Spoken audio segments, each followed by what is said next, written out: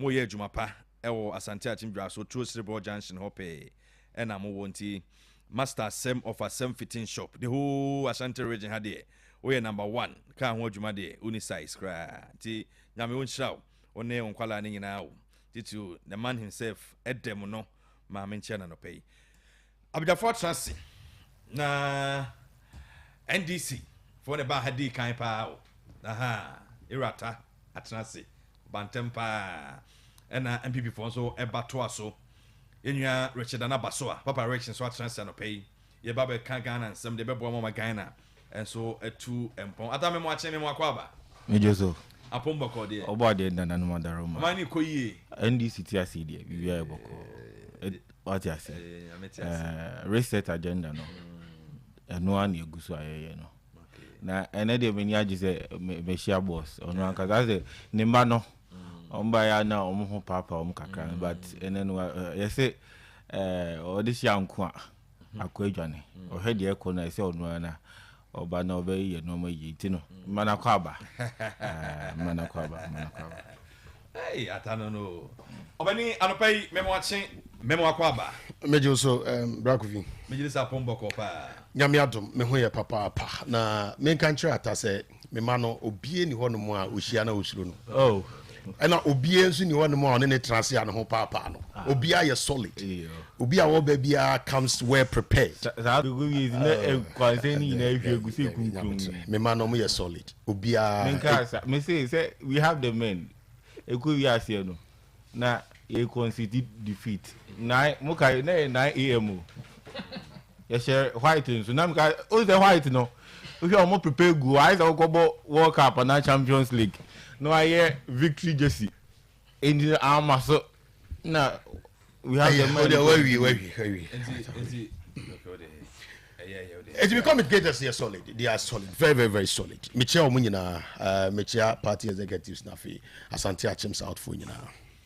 Asante Achim's out for you now. So 95.5 FM soon. The Chairman Nsɛm Jumedi soon. Friday's edition. The end of Kakra 21 after 9. Yenin Kamaka can some go up so. Mamisha Semfree Richard Anabasoa ho. Anope Ghana Nsɛm ego apronso. Said the Imwa ye can want some. Meaning baby obetaka odi no enso ede every say ohwe ede every BOG Bank of Ghana de no and I rap your marking and some go up from so no and pay yeti for a cradwa ye ba be but muji dey say 2028 muji 2 million friend this for someone oh Andy yeje 2028 no yeje free matan hear me yeje ni nti ayeje ne say say rap your marking dey asem atudwa na die AC ewo my Ghana mu okay NDC eba 2024 elections no omo ye promises upon promises and someone wo mo kan no Ghana ha de wo mo betimi aye ama omanfo nya wo mo gidie eto aba a ebi si Ghana bakose muda edima NDC me no can say almost about 18-19 months into the administration. Anka anya shikra na wasenka by now some of their flagship programs I want to propose here and come wetimi ahwae. But akoye hwebu ada. Eno na Ghana for behwe so de ato about. Gone are the days na ya adwene ne ye bibia nim say oh Ghana this time around yes sir. Ghanaians vote based on policies and programs, especially the Awuba who can't say obey. Now going to 2028 elections, no, you're the NDC besifa, near the NPP sifa, near Shady will team deliver on the promises.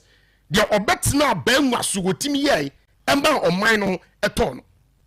Some of the promises are NDC for yeah.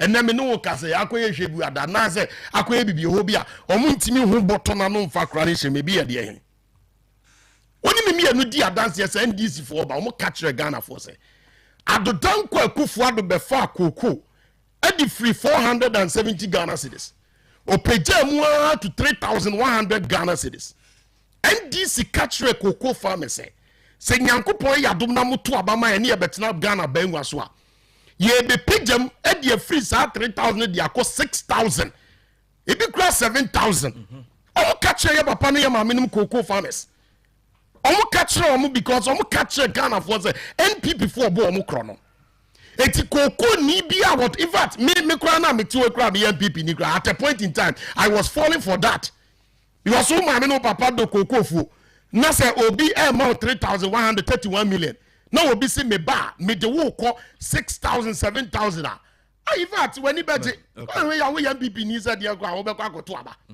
this was the promise one promise cocoa farmers and then me no ka say sa promise of giving cocoa farmers 6,000 Ghana cedis no akwa 2,500 Ghana cedis cocoa ni cocoa ni ko de ko no from last year ebesi ne ebi mu mponyentu a wo mka it is our promise no aye afeli omo afeli Ghana for on that and Ghanaians are going to mark them okay and me no ka say and ye October me bo ye September and I'm sorry you August mu ye September you August mu ye September me bo and 28 August so it ye September there be nyabutre nyabutre me fensu ni nsi so nyabutre me fensu ni nsi so and ka wasenka by now ye September mu ye wasenka cocoa ye bie cocoa and as ye the new prices ne dey be abetuja but as we speak we are still watching you heard the buying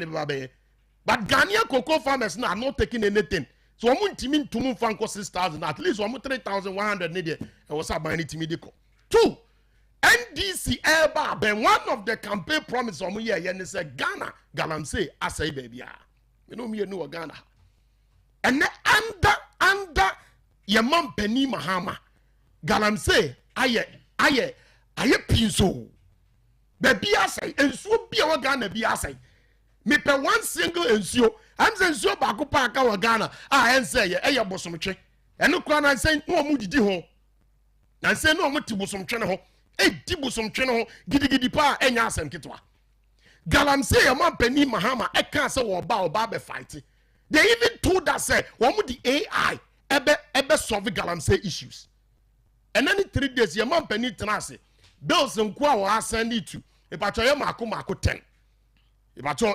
galamsey de no e go see say ama wentimi amfa nsa anhye bibia say ye ba be ye bill bi adase ye bill bi a ye di AI e ba be fight galamsey eno no aye hwebu ada almighty 24-hour economy almighty 24-hour economy eno na Ghana mabunu nya mugidie ekoto abade ma NDC mabuna wodo bebre obi ana osusu say oh mitifie mako school mawie me ye nurse ni me ye we me ye teacher ni me ye this ye man Penny Mahama trase catch Ghana for say me ba but the clock crowd be see one job 3 shifts and afa 3 people enipa ba ko pe adwuma ba ko nipa miensa and afa so shift miensa eti na in this case we your mathematics as adwuma ba ko no wa hwe nipa be 9 and be ko at a time yo the entity ko ya na Captain Smart ko ya na atami niata na onu su ko bi bara na busa ata say adwuma be na wo Ghana ha o run 24-hour economy e ya one job 3 shift 3 people ebi ni ho what be dada Ghana mabunu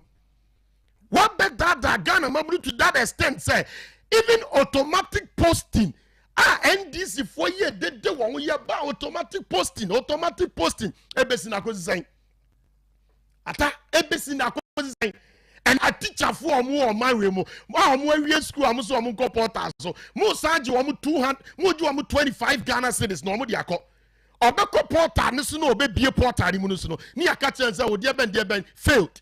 Look at the number of a teacher for one mutifia no omo pedwuma ya omo 25 Ghana cedis and the call portal so what has happened to that me no ka say and also failed abusia. These are agenda 111 maka no ho asem agenda 133 maka ho asem no stress free go and ask omo call and also aye hwebu ada e patch automatic posting hwebu ada poly tank in cocoa farm patch no so agwa go say cocoa kuyani be na organize obetumi aka chance ya betu nsuo e woni cocoa farm the poly tank asim ya ma na bobo ya man crofo grogro So these are some of the issues we are going to talk about. And only some way catch Ghana for and some sort of Ghana for at the done for the time. Mutagi ya kati say any CD any dollar na fine kosia me konkran na me ba me twa me VIP ticket me pacho na ye just 80 Ghana cedis. Ene CD aba from dollar aba from CD enya ahodene me kwakra na me ba me twa me VIP ticket 150 Ghana cedis. Mock and ye turn at the done for the time. And kitwa no na 8 Ghana cedis. Ene ye 15 Ghana cedis. 15 Ghana cedis. So your promises, I will promise Ghana for say, I've done what Kufu and Dr. Mahmoud Bomiamo mine ayating. Oh, Baba, you are mine year. Aquacusi. So these are some of the questions. It's you after your market, a catcher and said, and this you are failing on their promises. It's a fact. Okay. On Chantro, the ordinary Ghanaian know what from one. Me, mammy, no tia Santia Chima don't feno. Miniana, what it Mrembrano, were you aware and much aware. Some no can say, and you may that form, and then you may cross your form hormone. And yet, crack, and yet, the NDC should be up and do it. Maybe one more by now. You revisit your promises. I hear you. Near Cohedia Yentiminia, the Yayam Panya ye. I said, the Yaya Anya ye, near Yenny Biam, I am ye, I'm a Ghana for because a dear Kwakwan and Siatanas ye, dear Wintecuman trans in Tonko. You bet 2 more 4. You better move forward because who by Udiamika who spending almost about 40-something billion so they got up at a man. I know you who baby aquacusi.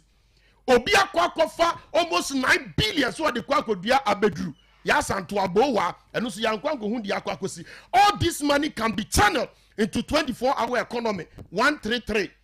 24-hour economy also go market the about market secretariat so munim baby at the end cry free according to secretariat in the Odano was nim when you're part of it amount for I see woman you know they are preparing some court no way secretariat no idea free because they are not part of 24-hour market so look at the kind of money I spending and now no call I would say as one say Dumasi Community Bank omo dan kese ye abrosan ye buni nyina togu ye ba be see 24-hour market. Okay. And no whole compensation because there are some things beyond my politicians sometimes okay ya na man for say dan tiase.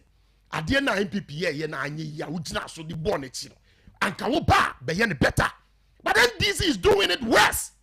And this ya de no worse.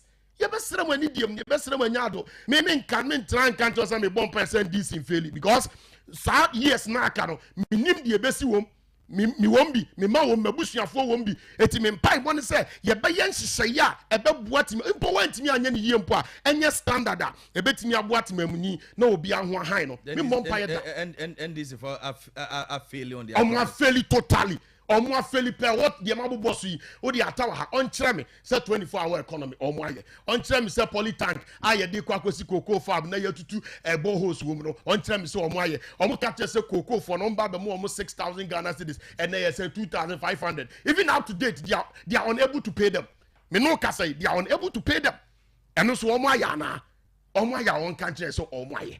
These are some of the things. Then this is failing. Omo failing totally. Omo Ghana mabuna ye disappointed. Na se omo catch so omo koye coding programs bi o se dey and there for him go see akoye hwebuada. Ade na ye wura communication minister e touting ho odi animu for him go see ani nyina no. Oh akoye hwebuada. Akoye hwebuada. Sa de Coursera ni ade ye nyina ye tie we know about Coursera and we have been using Coursera all the time. Adi will be our uncle Google and Nioma. We've been using Coursera all the time. I have 1 million Nioma. It's about be training 1 million coders. And if I could see 1 million coders, Nipa doesn't know what me training. Any part of saying, and I'm waiting.